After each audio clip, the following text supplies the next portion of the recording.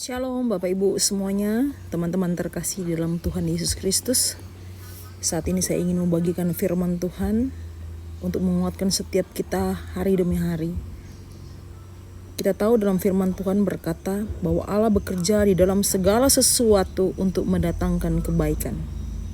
Garis bawahi bahwa di dalam segala sesuatu Allah bekerja di dalam segala perkaramu, pergumulanmu, situasimu, keadaanmu saat ini, kondisimu saat ini. Pergumulan apapun yang kita hadapi saat ini, baik dari keuangan, kesehatan, pendidikan, rumah tangga, semuanya untuk mendatangkan kebaikan. Hal-hal yang dialami merupakan suatu ujian-ujian iman, merupakan suatu pembelajaran bagaimana Tuhan akan membawa setiap anak-anak Tuhan terus di dalam pembaharuan hari demi hari. Tuhan membersihkan, Tuhan membentuk, Tuhan memperbaharui, Tuhan mendidik, dan itu semua dikerjakan oleh Roh Kudus.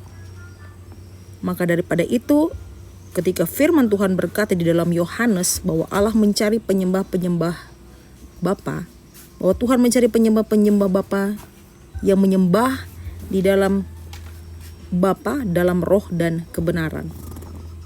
Bahwa di dalam roh, kita ketahui bersama bahwa roh Dia akan membimbing, roh yang akan menuntun, Roh Kudus yang akan menghibur di kala situasi-situasi yang tidak bisa kita tangani. Situasi sulit, situasi yang buntu, terlihat buntu, situasi yang seakan-akan terlihat tidak ada jalan. Di dalam segala sesuatu mendatangkan kebaikan, bahwa ada pembelajaran-pembelajaran, ada tes-tes, ada ujian iman. Untuk apa? Kita naik level, kita semakin kuat, untuk Tuhan percayakan, untuk Tuhan pakai sesuai dengan kehendak Tuhan. Karena dari setiap kita masing-masing memiliki potensi, memiliki karunia yang berbeda-beda. Untuk apa? Pekerjaan baik. Untuk apa? Untuk pekerjaan pelayanan. Itulah sebabnya Kristus Yesus memilih 12 murid dan menyuruh mereka untuk pergilah, jadikanlah semua bangsa muridku. Dan setiap murid itu memiliki potensi karunia yang berbeda-beda. Jadi kita sebagai anak-anak Tuhan, umat pilihan Tuhan, jangan gampang goyah, terpengaruh dengan situasi, bahkan rekan sekerja kita masing-masing. Kita mengerjakan bagian kita masing-masing. Setiap kita yang Tuhan pilih memiliki karunia masing-masing, karunia yang berbeda-beda. Jadi tidak boleh ada yang saling menghakimi, saling menjatuhkan, saling menuduh atau segala macam yang merupakan pekerjaan iblis. Tapi firman Tuhan katakan, hendaklah kamu saling membantu, saling membangun, saling menasehati, saling menopanglah kamu satu dengan yang lain. Karena kita adalah kesatuan satu tubuh di dalam Kristus yang adalah Yesus adalah kepala. Itulah sebabnya perhatikan baik-baik. Engkau adalah imamat rajani, umat pilihan Tuhan untuk melakukan pekerjaan baik. Biarlah kita masing-masing memiliki tujuan di dalam Tuhan, di dalam melayani dengan kehendak Tuhan yang terjadi atas hidup kita. Ketika kita fokus berjalan dalam tuntunan Tuhan, kita tidak akan mudah terpengaruh dengan lingkungan di mana engkau Tuhan utus. Karena firman Tuhan berkata lawan kita adalah penguasa-penguasa di udara, roh-roh jahat di udara, penghulu-penghulu. Jadi bukan darah dan daging, bukan yang kelihatan. Memang iblis akan memakai orang-orang yang terlihat, oknum-oknum yang kelihatan. Untuk apa? Menguji kita. Untuk saling membentuk. Karena kita tidak bisa berjalan sendiri. Kita saling bergandengan tangan, harus saling bergandengan tangan. Gereja antar gereja, denominasi gereja antar denominasi gereja, karena semua adalah tubuh Kristus. Tidak ada gereja yang menyelamatkan. Hanya Kristus Yesus yang menyelamatkan. Followers, pengikut Yesus. Jadi jangan pikiran hanya menjadi suatu terbatas dengan cara berpikir. Apa terlebih di zaman sekarang ini. Di zaman yang makin jahat, makin gelap. Kalau kita tidak memiliki pandangan yang sangat luas, karena setiap bentuk itu memiliki berbagai macam bentuk cara pandang yang berbeda-beda. Ada segitiga bulat, segi 5, segi 6, segi 7. Sikunya bisa berbeda. Itulah orang yang memiliki wawasan yang sangat luas. Dia tidak mudah terpengaruh dengan cara pandang yang satu sudut saja.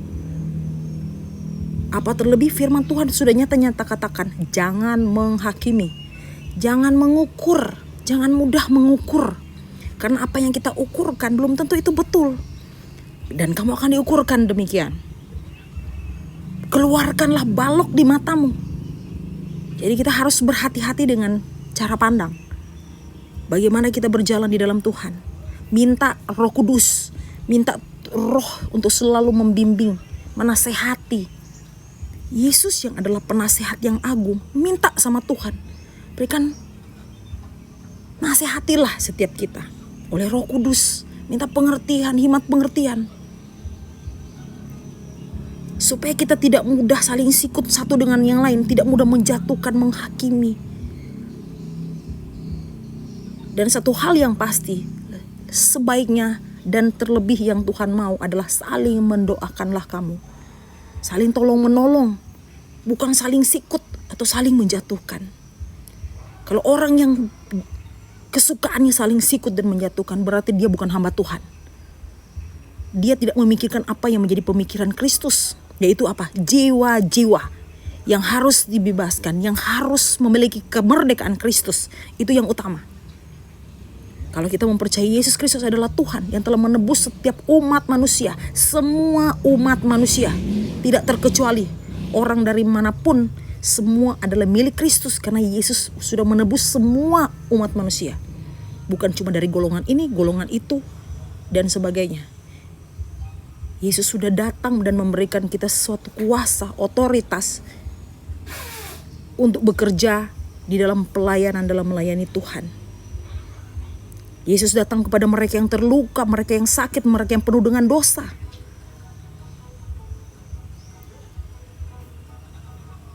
Inilah yang menjadi rema firman Tuhan, kekuatan untuk kita berjalan terus di dalam Tuhan. Supaya kita tidak gagal fokus. Kita hanya fokus kepada hal-hal dunia ini, kepada perkara-perkara dunia ini. Bagaimana untuk akan lebih, supaya begini dan supaya begitu, dengan hawa nafsu, dengan kedagingan. Kamu atau kita tidak menjadi penyembah-penyembah yang benar. Karena firman Tuhan katakan Tuhan mencari penyembah-penyembah yang benar, yang menyembah dalam roh dan kebenaran Kristus. Kebenaran Kristus apa? Dia datang untuk memerdekakan, untuk menyelamatkan yang berdosa. Bukan kita melihat ada orang-orang yang hidup dalam dosa, kita membiarkan dan malah menjerumuskan mereka dengan perkataan-perkataan penghakiman kita. Itu yang tidak dikehendaki Allah. Tuhan sangat marah dengan pengertian dan hati yang seperti itu di dalam melayani Tuhan. Yesus datang dengan penuh kasih karunia. Bahkan firman Tuhan katakan, apapun yang engkau lakukan, engkau berbuat baik seperti apapun, tapi kalau engkau tidak punya kasih untuk bisa mengampuni, berdamai, untuk bisa saling tolong menolong, engkau bukan dari Kristus. Kita bukan dari Kristus. Saya pun banyak belajar. Saya terus banyak belajar dan ingin minta selalu kekuatan daripada Tuhan untuk kita bisa memahami apa yang menjadi kehendak Tuhan. Puji Tuhan, kiranya Tuhan memberkati. Immanuel.